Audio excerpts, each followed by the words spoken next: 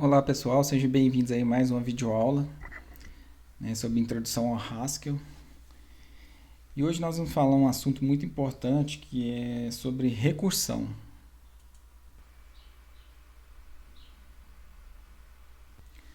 Bom, e isso é importante por quê, né? Porque nas linguagens funcionais a gente não tem, né, aquele artifício de laço de repetição conforme tem as linguagens imperativas, né? Como o for, o while, né, o do while. Então, como é que nós vamos conseguir, né, fazer uma iteração, né, repetir a execução de um código várias vezes através da recursão? Tá? Então, pode-se definir funções, né, usando outras previamente definidas. Contudo, também a gente pode, né, definir uma função por recorrência. Então, o que é isso? Né? É usando a própria função que a gente está definindo. Né? Então, isso que caracteriza o comportamento recursivo. Tá? Então, aqui no slide, ó, né, eu coloquei um exemplo clássico, né, de um algoritmo recursivo que é para a gente calcular o fatorial, né, de um número. Então, na primeira linha aqui, né, a gente tipou a variável, a função, né? Então a gente tem fatorial, que eu vou entrar com o número inteiro e vou sair com o número inteiro. E o importante é que toda função, né, recursiva a gente tem que ter um caso básico. O que é o caso básico? É o caso que vai parar a chamada recursiva. Tá?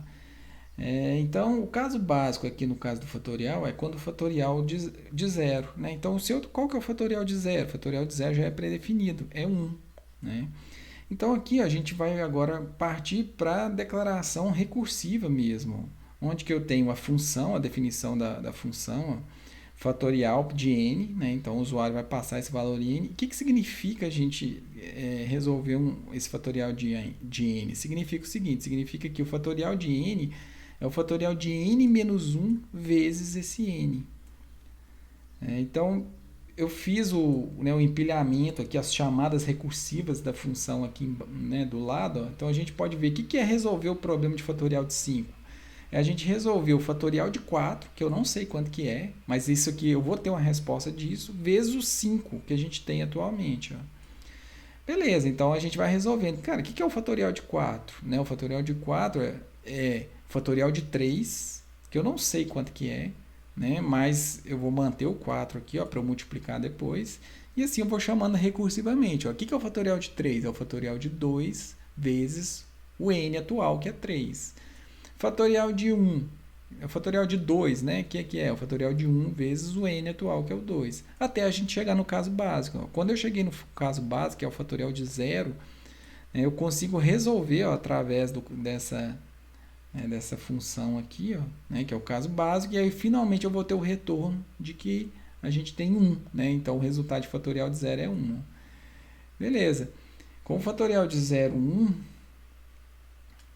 aqui, ó, né, então eu vou desempilhando, né, as minhas chamadas, ó, com os resultados. Então eu vou ter 1 vezes 1, né, que é 1. Então eu vou multiplicar 1 vezes 2, que é 2. Aí vai, 2 vezes 3, né, 6 e assim por diante, ó, até a gente chegar desempilhando, até a gente chegar no resultado que a gente precisa.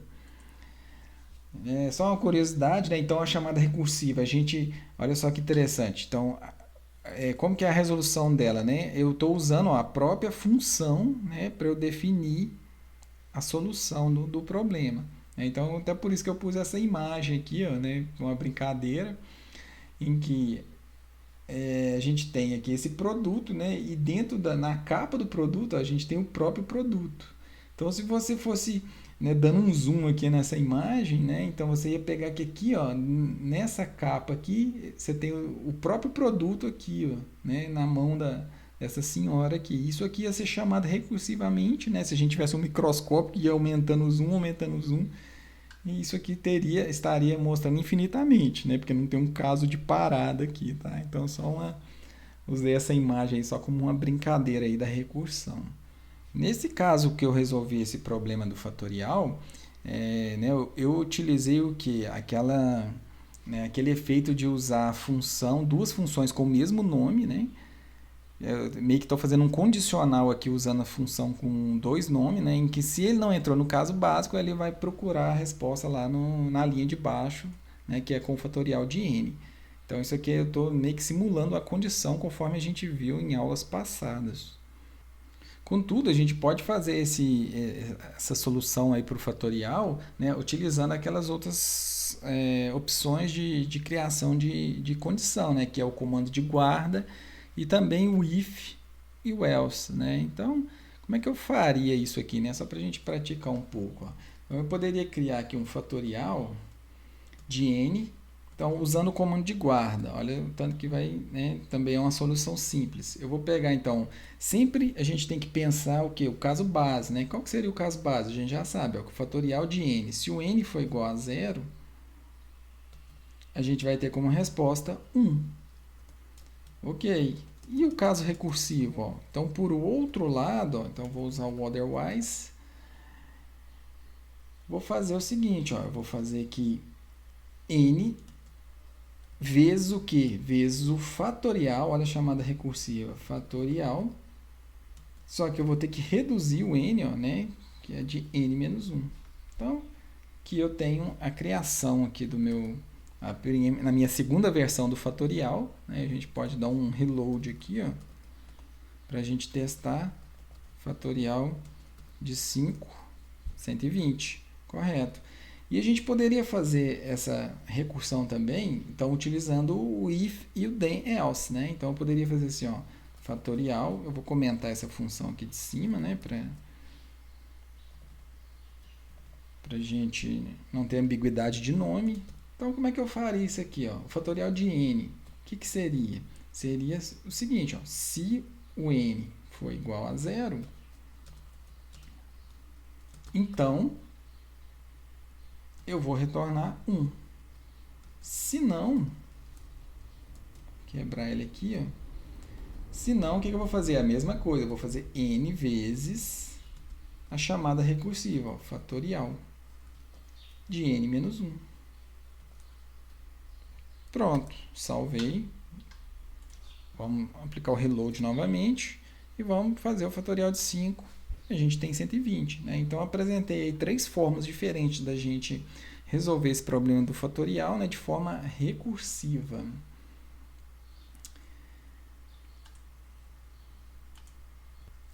Um outro exemplo clássico que tem, né, de problema para a gente resolver por recursão é, né, aquela série de Fibonacci. Né? E a série de Fibonacci, a gente tem já a definição, né, de como que a gente pode resolver ela. Então, vamos criar essa função aqui, ó,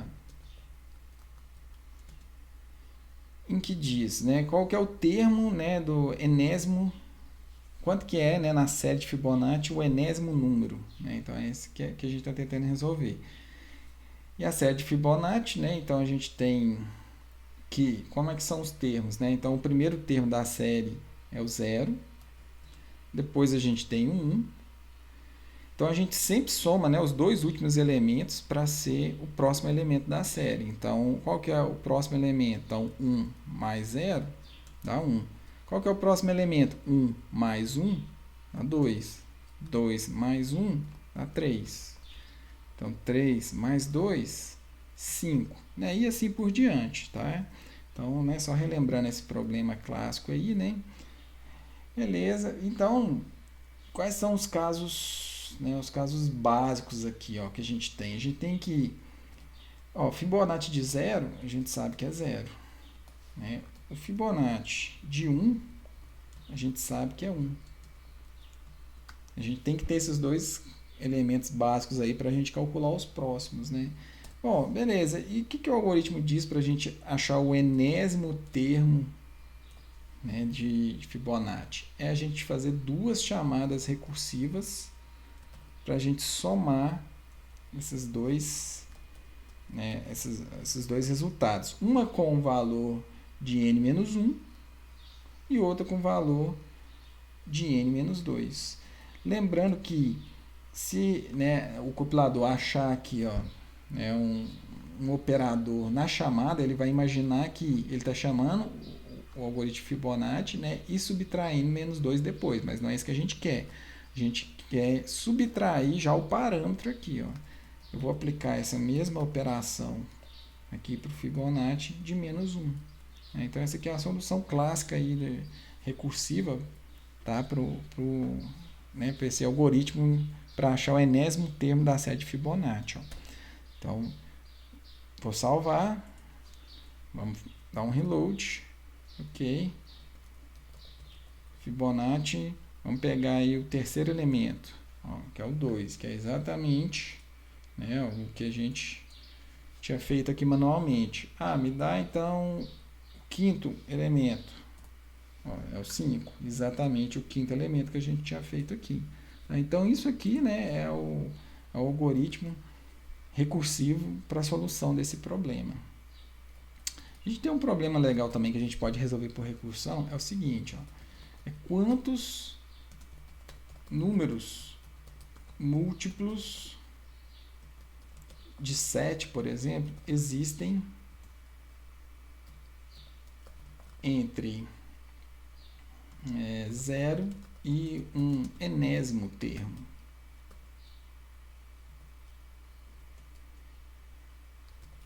E um enésimo termo. Então, por exemplo, né? Como é que seria isso aqui? Então, quantos números múltiplos que a gente tem entre 0 e 7? Então, a gente tem um número múltiplo de 7 nessa faixa. Quantos números múltiplos eu tenho entre 0 e 14? Né? Quantos múltiplos de 7 que a gente tem aqui? A gente vai ter o 14 e a gente vai ter o 7. Né? Então, a gente tem dois números múltiplos. Então, vamos lá, mais um exemplo. Quantos números múltiplos eu tenho entre 0 e 15? Eu tenho também 2. Quantos números múltiplos de 7 eu tenho entre 0 e 22? Eu tenho 3 números múltiplos, tá? Então, essa que é a ideia do exercício aí, né? Como é que a gente pode resolver isso aqui de forma recursiva? Então, vamos, né? Essa aqui eu vou tipar essa função aqui, ó. Onde que eu vou entrar com o inteiro, eu quero saber o inteiro, então eu vou entrar com um número aqui, ó. E eu quero saber a soma, né? Ou seja, quantos números múltiplos de 7 tem. Então, vamos, né, para a definição aqui dessa função. Então, a primeira coisa é a gente pensar num caso básico. Bom, aqui eu dei o primeiro exemplo, né? De 0 até 7, então eu tenho um número múltiplo. Se eu tiver menos, olha para você ver, se eu pegar de 0 e 6, ó, quantos números múltiplos eu tenho aqui? Eu tenho nenhum múltiplo de 7. Né? Então, isso aqui já começa, a gente começa a pensar nessas duas linhas aqui, para a gente pensar o caso básico. Tá? Então, o caso básico aqui, ó, de um múltiplo de 7, eu vou fazer o seguinte, ó, um múltiplo de, se for 7, eu vou ter, né, um número múltiplo de 7. Ó. Se o número passado como parâmetro for 7, né, então esse padrão aqui ele vai casar, né, e eu vou ter o retorno de 1 aqui. Ó. Ok. Caso contrário, eu vou começar a pensar na chamada recursiva. Então, eu vou dar um nome para essa variável, para esse argumento de entrada, ó, que vai ser o n. E eu estou pensando o seguinte, ó, né, como é que vai ser a condição? Eu vou usar um condicional de guarda aqui. E nós vamos fazer uma outra condição aqui. Ó. Se o número for menor ou igual a 6, eu não tenho múltiplos. Beleza? Caso contrário, eu vou fazer o quê? Ó?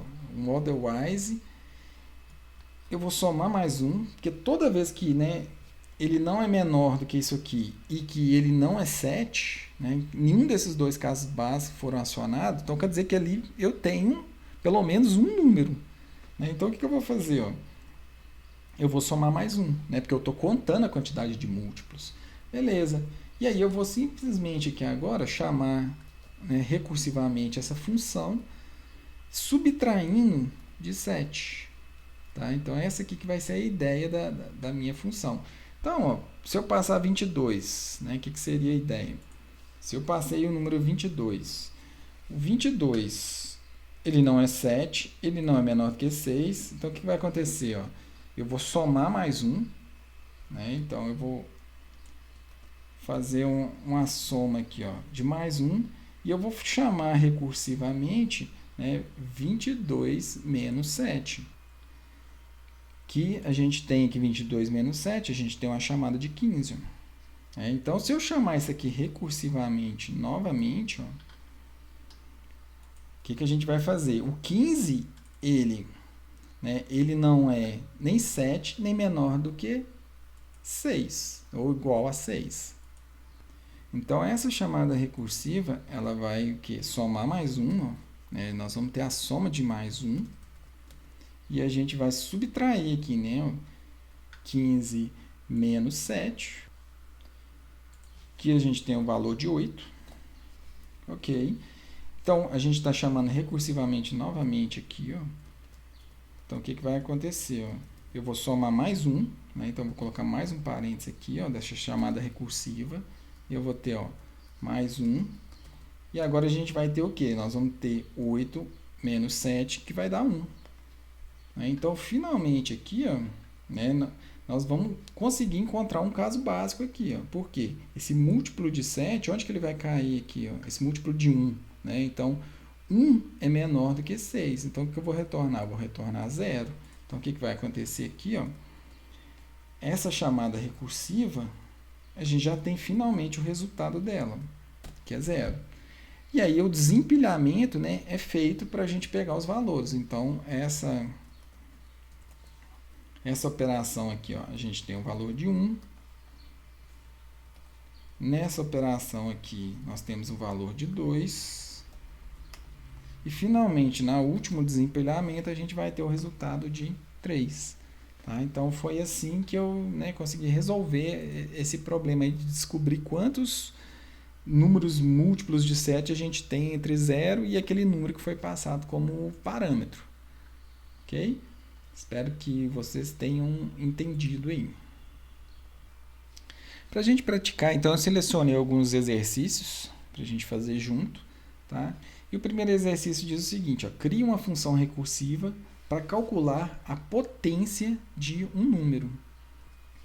Então, para resolver esse exercício, né, nós vamos lá para o Winhux.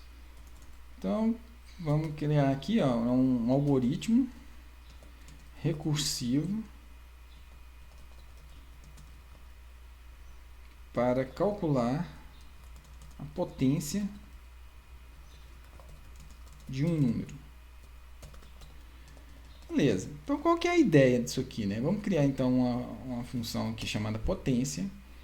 Então, essa potência, né? Como é que eu calculo ela? Ela tem que ser recursiva e eu vou ter que passar, então, uma base e eu vou ter que passar o número que eu estou elevando, né? Essa base aí.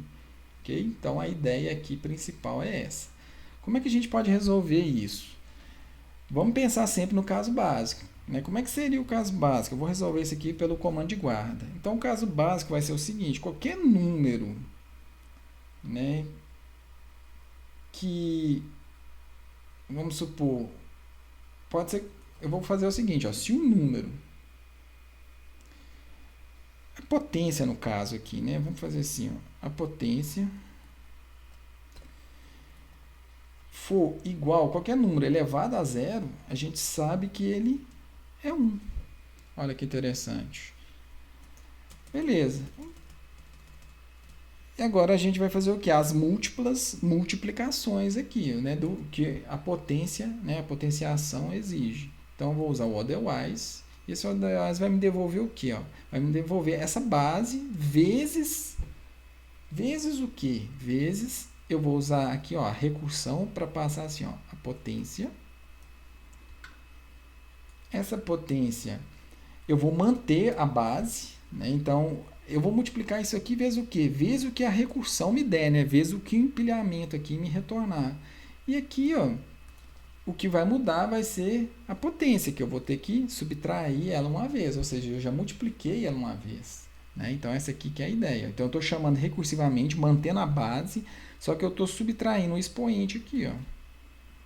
Então, a cada vez que eu for fazendo isso, então eu vou chamando recursivamente, até que né, o expoente aqui, que eu chamei de potência, o P aqui, ó, chegar no valor zero. Quando chegar o valor zero, a gente sabe que qualquer número elevado a zero é 1. Então, o empilhamento vai acontecer, né, e ele acontecendo, a gente vai recuperando esse valor aqui, né, e multiplicando com a base. Ó, tá? Vamos ver se vai funcionar direitinho. Ok, vou salvar, né, vamos dar um reload. A gente tem um pequeno erro aqui de sintaxe, deixa eu dar uma olhada.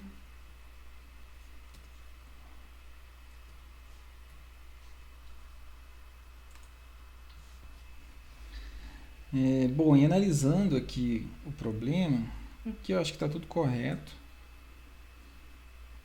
O que faltou aqui, o otherwise, o sinal de igual,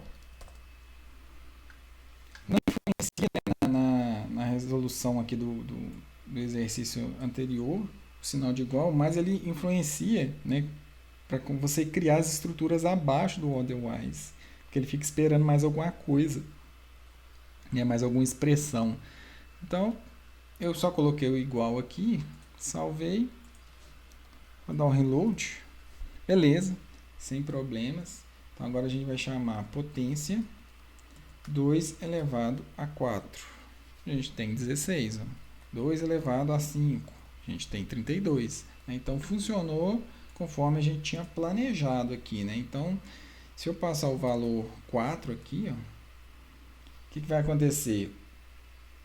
2 elevado a 4 no caso. Né? 2 elevado a 4. 4 não é igual a 0. Então, a gente vai fazer a chamada recursiva aqui. Ó. E essa chamada recursiva, a gente já tem o valor da base que nunca muda, né, ó, que é 2. E a gente vai chamar essa aqui recursivo passando 2. E a gente tem o que aqui? Ó, P menos 1, que agora a gente tem o que? O valor de 3. Né? Então, a gente... vamos simular aqui de novo a chamada. Ó. Então, o que seria essa chamada aqui? Seria o 2, porque a base não muda, vezes o que? O 2. E a gente teria que subtrair aqui, né? Ó, 3 menos 1, que a gente tem o 2. Ó. Então, isso aqui vai ser chamado recursivamente. Né? Então, essa outra chamada aqui, que ela gerou? Né? Essa outra chamada gerou a multiplicação da base, que nunca muda, ó, vezes a potência, que agora a gente subtraiu 1.